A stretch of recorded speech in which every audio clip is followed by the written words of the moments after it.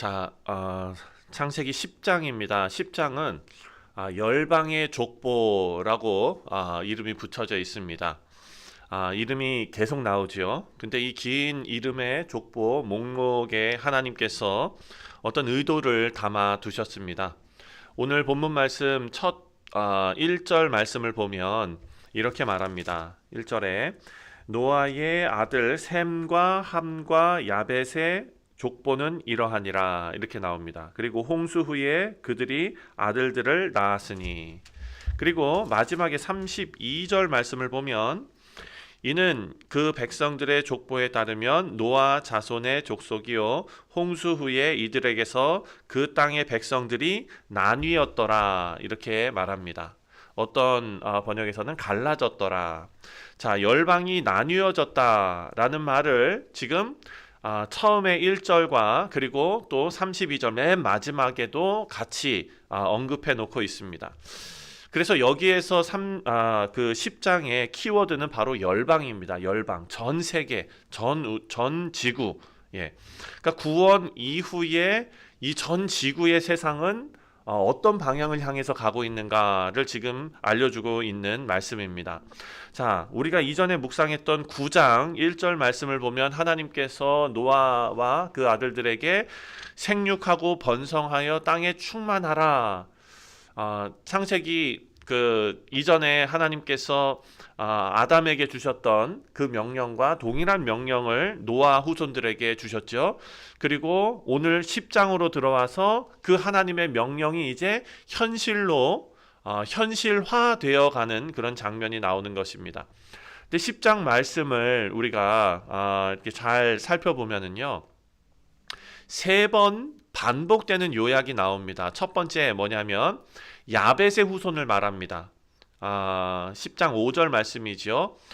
야벳의 후손을 쭉 말한 다음에 이들로부터 여러 백성들이 이제 나뉘어져서 각기 다른 언어와 그리고 종족과 그 나라대로 바닷가 땅에 머물렀다라고 말하죠. 5절 말씀을 보면 이들로부터 여러 백성으로 나뉘어 각기 언어와 종족과 나라대로 바닷가의 땅에 머물렀더라. 그렇죠?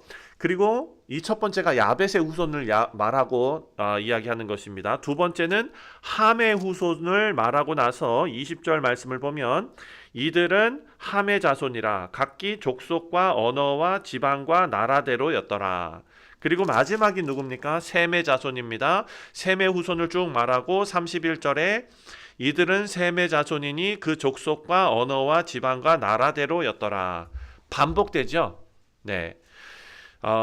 성경이 그냥 사람이 늘었다라고만 표현하는 것이 아니라 족속과 언어와 땅과 나라가 형성되었다라고 말하고 있습니다. 중요한 이유는 뭐냐면 하나님의 심판은 지금 에덴 동산 주변 혹은 지금 그 노아가 살고 있던 그 주변에만 심판이 이루어진 것이 아니라 지구 전체를 향한 심판이었습니다. 그렇죠? 그리고 나서 전 지구적인 심판 이후에 하나님께서는 그렇게 끝나지지 않고 다시 생명이 퍼지게 만드신다라는 것입니다. 여기서 우리가 배울 수 있는 것은 하나님께서는 우리를 그냥 겨우 살아남게만 하시는 분이 아니라 우리를 구원하시고 살게 하신 후에는 다시 채우시는 하나님이시다라는 것을 알 수 있습니다. 생명이 다시 퍼지게 만들고 계십니다. 우리 사랑하는 성도님들, 우리 인생에도 홍수와 같은 시간이 있을 수 있습니다. 겨우 숨만 쉴 수 있는 그런 시간도 있겠지요. 하나님 거기서 끝내지 않으십니다. 우리가 겨우 구원받아서 겨우 천국 들어가는 그런 성도들이 아닙니다. 우리는 하나님께서 예비하신 영광의 자리에 이르는 복된 사람들이고 또 그 과정을 하나님께서 회복시키시며 채우시며 살게 하시는 그런 하나님이십니다. 하나님께서는 다시 일상을 세우게 하시고 관계를 회복해 하시고 삶의 자리를 넓혀 가시고, 그러니까 살아남았다가 끝이 아니라 하나님의 은혜는 살아가게 하신다가 하나님의 은혜를 잘 표현하는 말씀입니다. 그리고 10장 이후의 말씀을 우리가 쭉 보면은요, 재밌는 어떤 배치가 있습니다. 아까도 말씀드렸지만 가장 먼저 2절부터 5절까지의 야벳의 후손에 대해서 기록해 놓고 있고요. 그리고 그 다음에는 6절부터 20절 말씀에 함의 후손에 대해서 기록하고 있습니다. 그리고 맨 마지막에 21절부터 31절에 셈의 후손에 대해서 말합니다. 그런데 이야기의 순서는 그렇게 야벳, 함, 셈으로 이어지는데 1절 말씀을 보면 어떻게 순서가 되어 있습니까? 노아의 아들 셈, 함, 야벳의 족보는 이러하니라. 시작은 셈, 함, 야벳으로 하고 내용 전개는 야벳, 함, 셈으로 합니다. 이것도 의도를 가지고 써 놓았다라는 것을 발견할 수 있습니다. 자, 셈 족속에서 우리가 나중에 살펴보겠지만 11장 말씀을 읽어보면 바벨 이야기가 나오고, 그리고 11장 10절부터 셈의 족보가 나오죠. 그리고 나서 12장에 가서 누가 나옵니까? 아브라함이 나옵니다. 아브라함이 하나님께서 구원을 이루시기 위한 시작점으로 하나님께서 부르셔서 시작하지 않습니까? 그러니까 셈의 족보에서 아브라함이 나오고 있어요. 그렇죠? 생각해보면 가인의 족보가 나오고, 그리고 하나님께서 셋을 마지막에 배치하시고, 또 이스마엘이 나왔다가 마지막에는 이삭이 나오고, 또 에서가 먼저 나왔다가 마지막에는 야곱이 나오고, 이렇게 이 뒤쪽에 나오는 이름들이 상당히 중요합니다. 왜 중요하냐면 그 이름 이후에 하나님이 하시는 일이 쭉 기록이 돼요. 근데 오늘 말씀을 보면 전개가 셈과 함과 야벳의 순서로 시작합니다. 그리고 나서 야벳과 함과 셈으로 진행이 되고 마무리가 됩니다. 그러니까 지금 성경이 하고 싶어 하는 이야기는요, 이 이야기가 이스라엘만의 이야기로 바로 들어가는 것이 아니라, 셈의 이야기로 바로 들어가는 것이 아니라, 먼저 오늘 10장 말씀의 키워드가 뭐라 그랬죠? 열방이라고 말씀드렸습니다. 먼저 온 세상을 보여주시고, 그리고 32절 말씀에 이들에게서 땅의 여러 민족이 나뉘어졌다라고 말씀하시면서 이 열방이 생겨난 것이 우연이 아니고, 언어가 갈라지고 땅이 나눠지고 민족이 생긴 것이 하나님 통치 아래서 일어난 일이다라는 것이죠. 그리고 하나님께서는 이 열방의 모든 사람들에게 셈의 족속, 그 족속을 통하여 아브라함과 그 계보를 통하여 주 예수 그리스도가 나시고, 예수 그리스도께서는 다시 열방을 구원하시는 예수님으로서 열방에서 예수님, 그리고 예수님으로부터 열방에 이르기까지 온 우주를, 그리고 온 지구를 구원하시는 하나님의 마음이 표현되어져 있습니다. 우리 사랑하는 성도님들, 우리는 지금 하나님 통치 아래서 언어가 갈라지고 땅이 나눠지고 민족이 세워진 것을 우리는 감사해야 합니다. 왜냐하면 언어가 다르면 벽이 생길 수밖에 없고요. 문화가 다르면은 오해가 생길 수밖에 없습니다. 또 민족이 다르면은 갈등이 생길 수밖에 없습니다. 하지만 이 차이를 성경은 하나님께서 실수하셨거나 하나님께서 실패하신 것으로 보지 않습니다. 왜냐하면 그 모든 다름 속에서도 하나님께서는 왕이시기 때문입니다. 흩어짐 속에서도 하나님께서 역사를 이끌어가지 않습니까? 그래서 하나님께서 이런 상황 속에서 역사를 이끌어 가시는 것에서 우리는 두 가지를 생각할 수 있습니다. 첫 번째, 하나님께서는요, 우리의 교만을 꺾으십니다. 내 집단 중심적으로 생각하는 것. 이스라엘 백성들이 우리는 아브라함의 후손이야, 우리가 중심이야 라고 말하는 것을 하나님께서는 그 교만을 꺾으시는 것입니다. 왜냐하면 성경은 처음부터 열방이 한 뿌리에서 나왔다라고 증거하고 있기 때문입니다. 그리고 두 번째로 하나님께서는요, 이런 역사를 통해서 선교의 방향을 세우고 계십니다. 하나님께서 한 민족을 들어서 다른 민족을 다 심판하게 만들어 버리시는 그런 하나님이 아니라, 이 한 민족을 하나님께서 택하셔서, 그들이 특별해서가 아니라 하나님의 특별한 섭리 가운데 그 민족을 택하셔서 온 민족에게 하나님을 알리게 하시는 분이시다.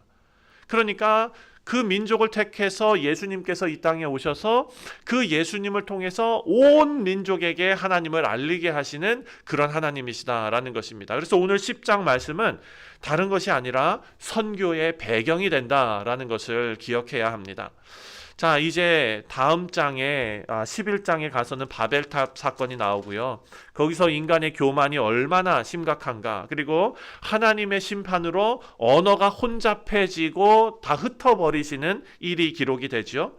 그러니까 보통 생각하면 원인과 결과가 조금 자연스러운 배치인데, 원인이 이렇게 있었어요. 바벨탑에 인간의 그 죄악이 막 있었어요. 그래서 하나님께서 10장 열방을 구원하시려는 하나님의 계획, 이렇게 나오면은 뭔가 조금 괜찮은데, 성경은 결과 10장이 먼저 나오고 원인 11장이 먼저 나오는 거예요. 결과 하나님의 구원하시는 선교적인 방향이 먼저 나오고, 그리고 원인 11장에 죄악된 모습이 나오게 한다라는 것입니다.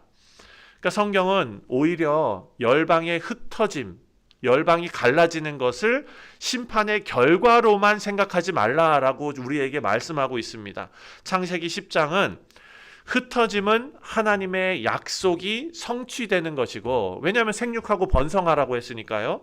그리고 그 다음에 11장에 가서 그 흩어짐에는 인간의 교만이 있었다.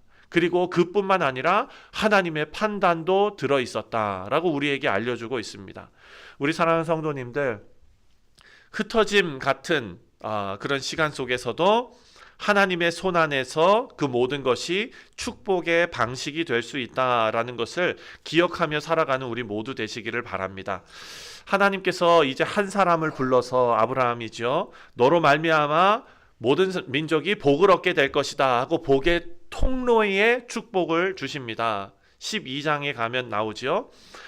문제가 바로 옆에 있었어요. 어떤 문제입니까? 바벨탑의 문제가 바로 옆에 있었습니다. 그런데 하나님께서는 그 문제 바로 옆에다가 해결을 또 붙여 놓으신 거예요. 그 해결은 아브라함입니다. 예.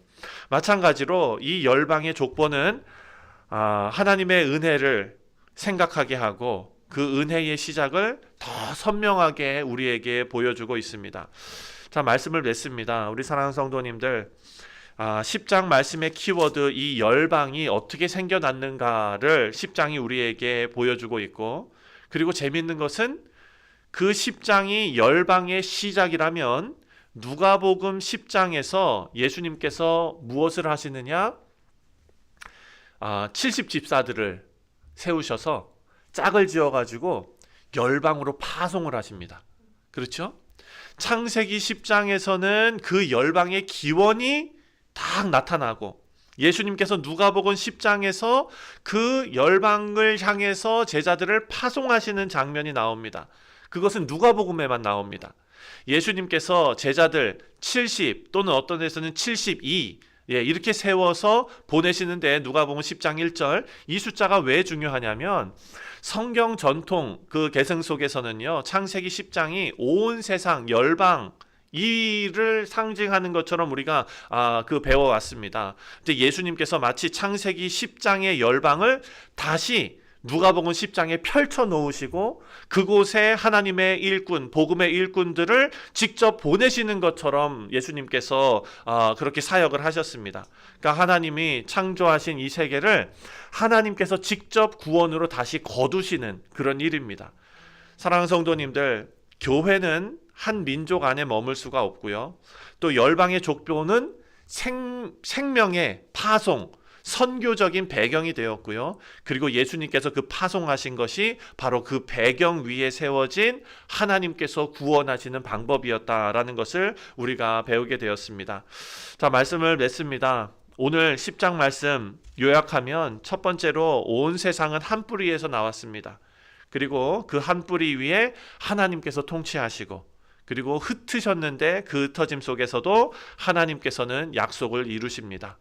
그 갈라짐이 끝이 아니라 그 갈라진 자리 위에서 하나님께서 하나님의 은혜의 길을 새로 열어가시는데, 그 길이 우리의 삶과 또 우리 교회에 가는 길과 또 우리 온 가정들에 가는 길이 되시기를 주님의 이름으로 축원드립니다. 기도하겠습니다. 하나님 아버지, 열방의 그 시작과 그리고 그 마지막을 오늘 말씀을 통하여 우리가 다시 한번 생각해 하시니 감사합니다. 하나님, 우리가 서로 다르고 또 흩어져 살아왔습니다. 각자 다른 배경 속에서 삽니다. 하지만 우리의 뿌리가 하나입니다. 그 위에 하나님이 계심을 믿습니다. 하나님, 우리 안에 악한 마음과 그리고 우리 안에 이기적인 마음, 이 모든 것을 하나님 다 꺾어주시고 다른 배경과 다른 민족과 다른 언어, 아버지, 이것이 벽이 되지 않고 그 민족을 향해, 다른 언어를 향해, 다른 문화를 향해 두려움과 배타심을 가지고 있는 것이 아니라 복음을 들고 예수님께서 파송하신 것처럼 우리가 그곳에 나아가는 아름다운 선교적인 삶을 살게 하여 주옵소서. 하나님, 우리 삶을 통하여 땅의 모든 족속이 복을 얻게 하시는 하나님의 놀라운 복, 아브라함에게 주신 복이 우리 교회의 모든 권속들에게 이루어지게 하여 주옵소서. 감사드리오며 예수님의 이름으로 기도하옵나이다. 아멘. 하늘에 계신 우리